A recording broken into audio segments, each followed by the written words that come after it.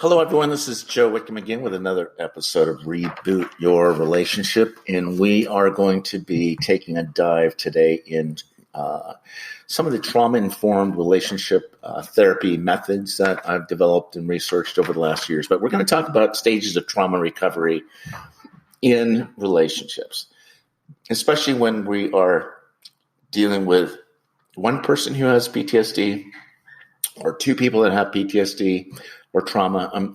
Actually, let me kind of reframe and restate what that PTSD thing is, because I think I want to rename that here going forward. Post-traumatic stress reordering of the brain, relationships, attachments, your nervous system, your actual DNA structures are reshaped, and all that's co-occurring. And so when we're dealing with trauma and relationships, there's multiple dimensions co-occurring simultaneously, and not one dimension is able to really define or suggest what the what the problem really is, or what the dynamic is, or dimension, because all that stuff, it's a systemic problem, and we want to be able to start looking at this a little bit more from 10,000 feet, so we can get a better understanding of our defense mechanisms and how that works. But to kind of get into that today, we're going to talk first about some of the stages of trauma recovery in the context of relationship. And to go through that, now my bias, as you hear me say in all my other podcasts, is, we're a broken relationship, we're wounded, or experience trauma in relationships, and we're healed in the context of the relationship itself. So this first step and first stage of this is really beginning to understand and the safety and stabilization and overcoming some of the dysregulation when you get into that vicious cycle or that vortex. So as that first step is really important, because when I work with you as a couple, we first are taught to comprehend the effects of trauma and to understanding what are some of these, sometimes they're unconscious attachment, wounds and patterns, and sometimes they're conscious. Right? We're aware that, whatever intent that you have in the relationship doesn't always get the effect that you want, especially if you're getting caught up in the fight, flight, and freeze type of dynamic, which we're going to talk about a lot today, because this is where we want to begin understanding some of the common symptoms and to understand the meaning of the overwhelming body sensations, the somatic experiences, some of these intrusive emotions and distortive cognitive schemas and these distortions. And the more we can begin to understand that there's more between heaven and earth, as Shakespeare said, there's more between heaven and earth than our philosophy, my dear Horatio. So we're looking at what's going on in that between space between heaven and earth, the sky and the earth, and how that's sometimes can be very complicated to understand how all that's occurring first. So the first thing we want to talk about is really creating a safe environment, a secure base, something where stability rests on creating some of these tasks. And one of those is one we're identifying and trying to identify where the attachment injury or the trauma, if you will, where that bone is broken in the relationship operating system, so that we can create an understanding of the context of that and how a lot of what begins to occur, whether it's from childhood aversive childhood experiences, or like myself with that, where there's been abuse, emotional, physical, sexual abuse, or abandonment, loss, grief, capital T trauma, small T traumas.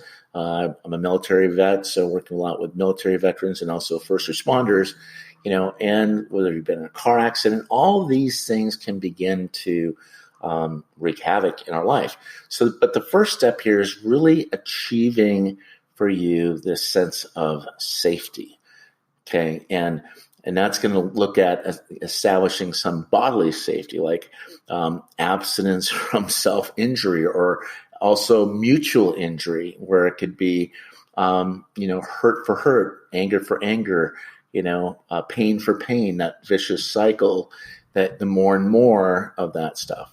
All right. And then also, guys, looking at how do we create that, if you're in a relationship, that couple bubble, a safe environment, a safe haven, a secure base where you have that secure living situation in a non-abusive relationship, or I prefer putting it in terms of more positive, like two powerful people, two securely functioning adults co-creating, learning how to self-soothe, manage some of the post-traumatic symptoms triggered by maybe certain mundane events or things that are coming up that can be triggery in some ways. And so the goal here also is looking at how to create that stability and security, and to also move into the goal of that stage when you first begin working with me is to create a safe and stable life in the here and now, being present to what's occurring.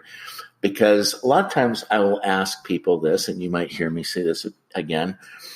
I'll ask, what time zone do you live in, right? So what time zone are you in the relationship? And if you really think about your orientation, for a lot of us, where there might be shame, it might be more of a past orientation, right? The time zone is in the past, where everything kind of is hinged on, and that becomes part of the present, right?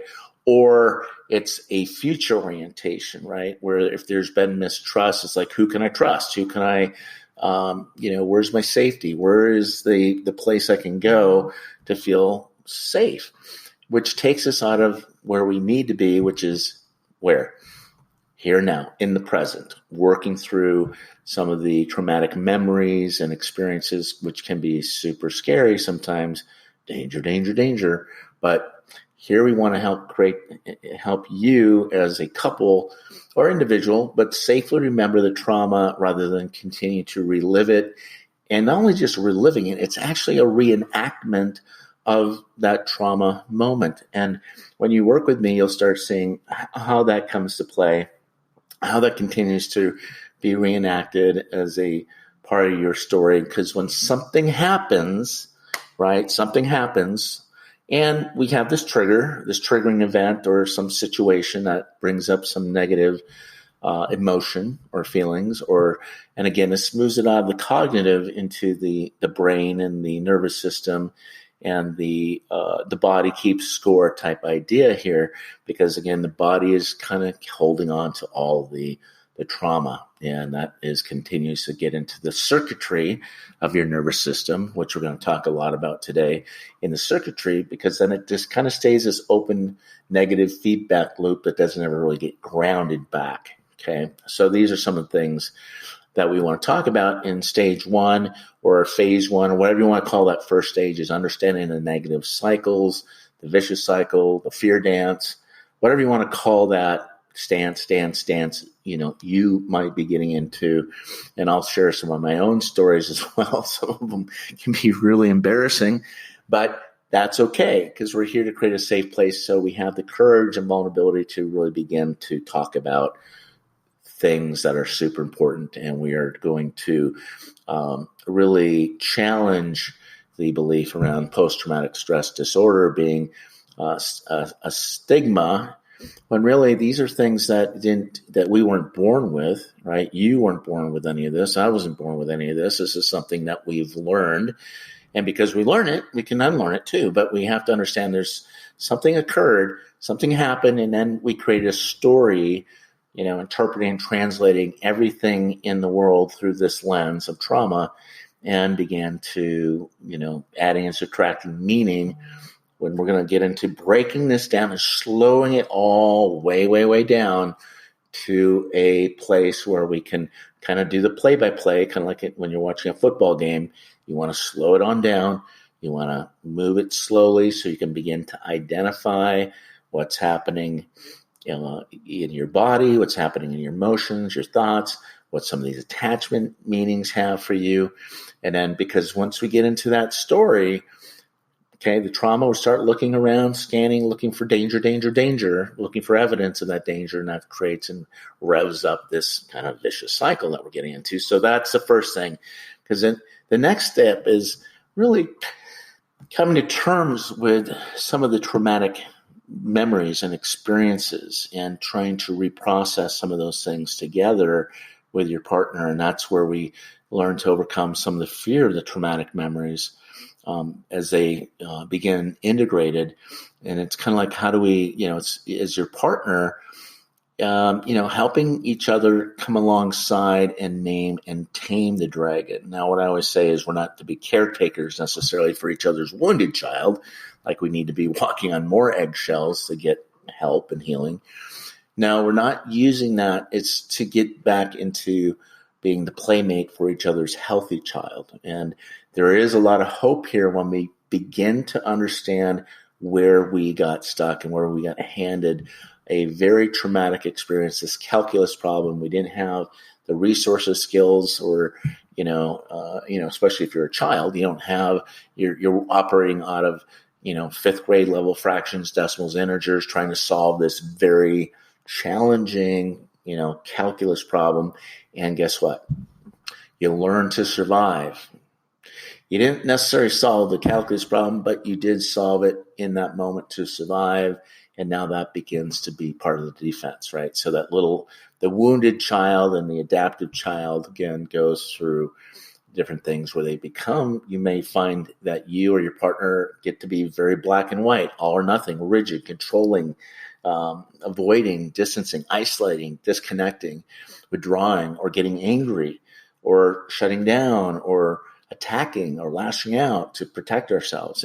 And all that's all normal when you're dealing with trauma, but to know that you have the power and freedom to choose another way. And when we are in those traumatic experiences and have been in those things, what we don't always necessarily realize is that we're kind of in that stuck place, that frozen place where we can't leave, we can't escape, we can't run, we can't do anything. And we internalize all that as powerlessness, helplessness, shame, guilt. And that shame corrodes our part of us, that belief around the trauma that we can't change. And we need to begin to overcome some of that and integrate and allowing appreciation for the person that you have become as a result of the trauma. And the superpowers, if you will, that have come with that. So there's the good and the bad and the ugly. And there's good parts to that, there's bad, and then there's the ugly.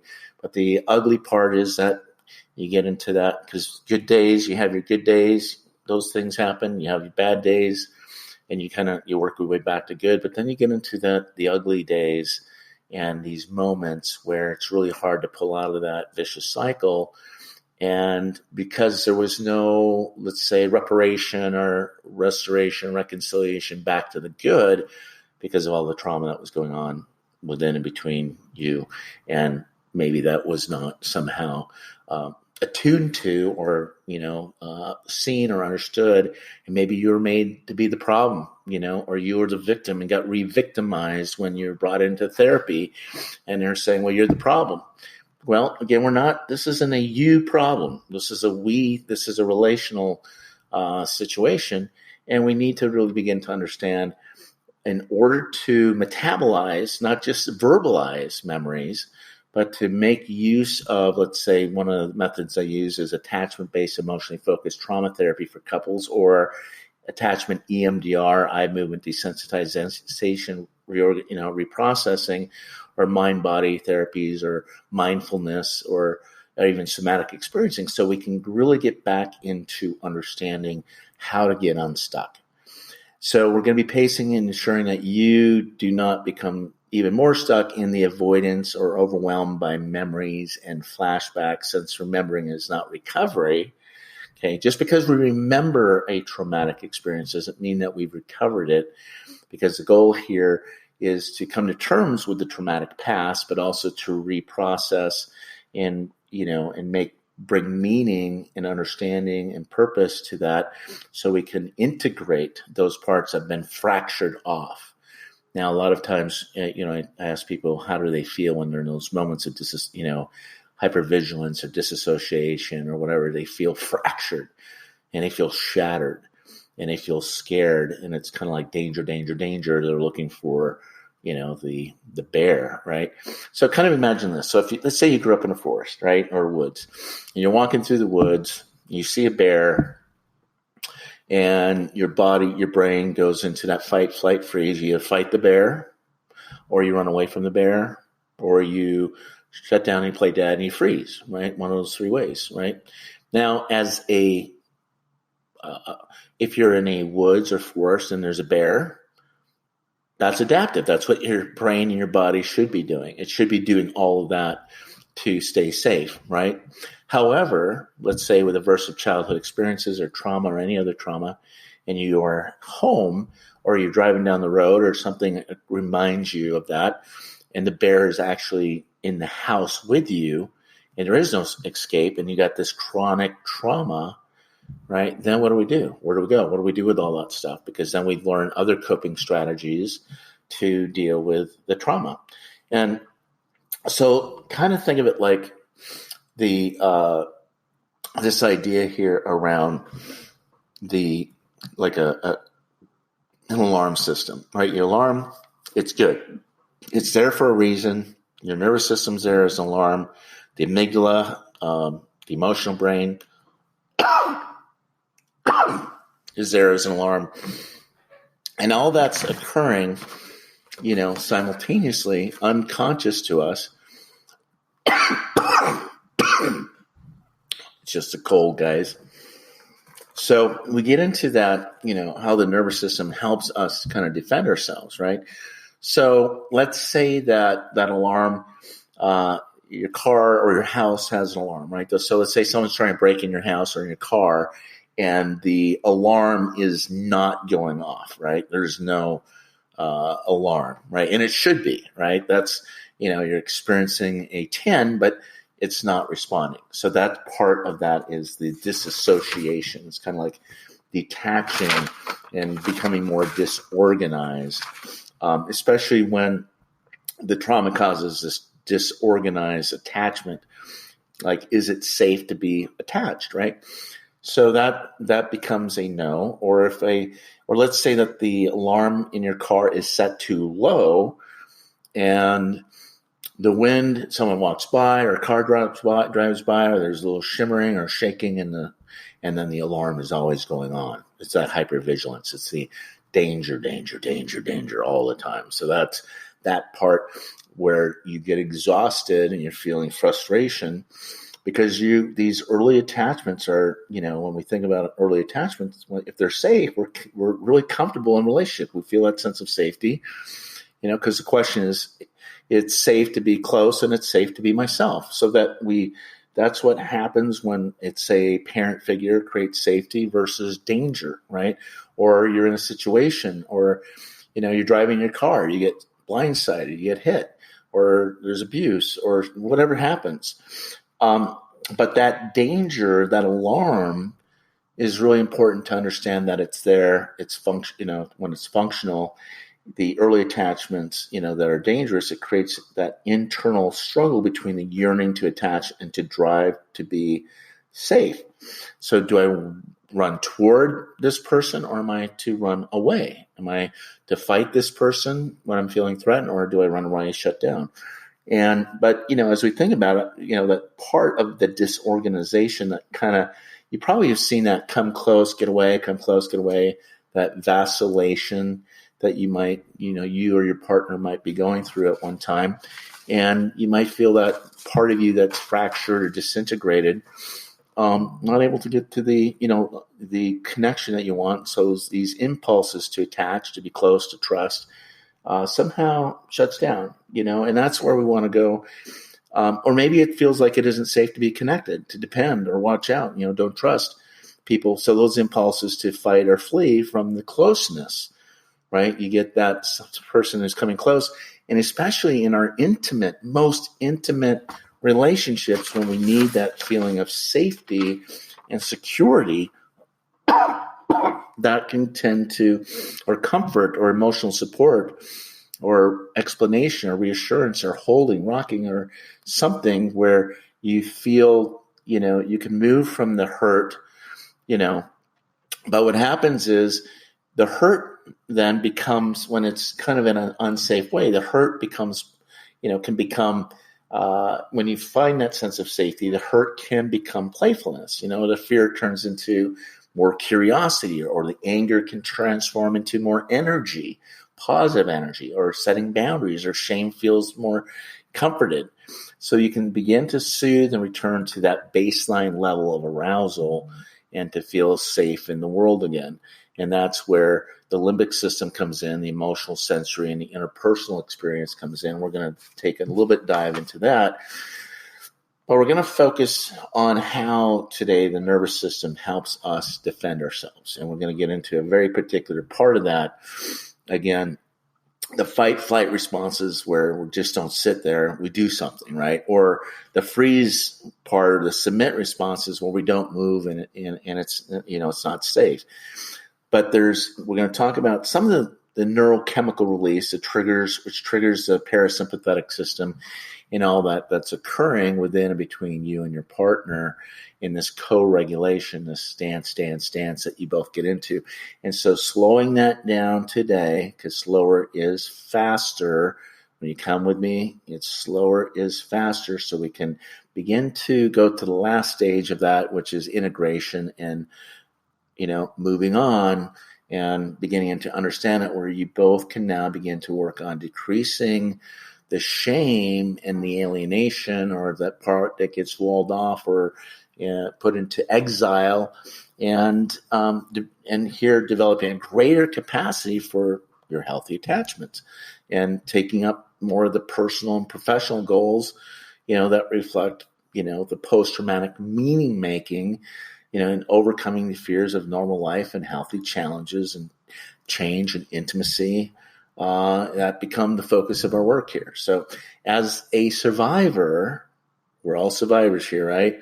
Life can become reconsolidated around a healthy, present, and healed self. And that's the hope here, that we can reintegrate those parts that have been fractured off, that split off.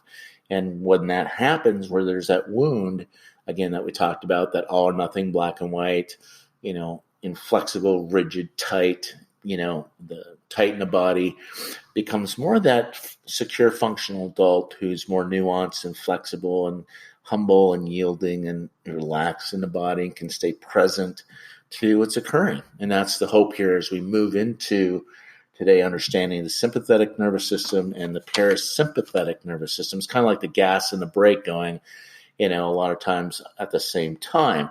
So think of your car, the gas and the brake. If you have both of those down at the same time, you're burning out your nervous system.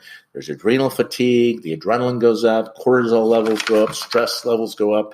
Reshaping your brain, rewiring your brain in certain ways, reordering the brain and your relationships at the same time. So when we begin to understand the neuroscience of trauma and the relationship, guys, we're going to break through some of these things. I know this is really, especially if you've had this for a long time, but let me just kind of give you just an overview of two things, and then we're going to dive deeper into the next half hour here, just talking about some of the sympathetic nervous system and the parasympathetic nervous system.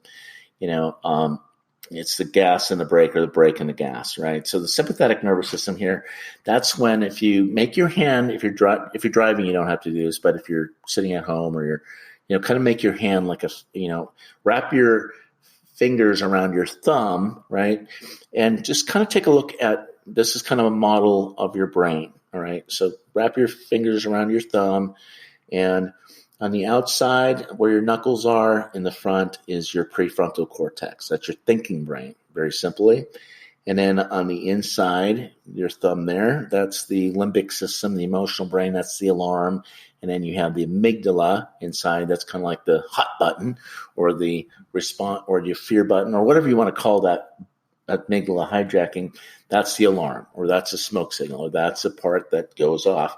So when the amygdala fires, then what happens in the sympathetic nervous system is the body uses all this adrenaline to rush and increase your heart rate and respiration, causing muscles.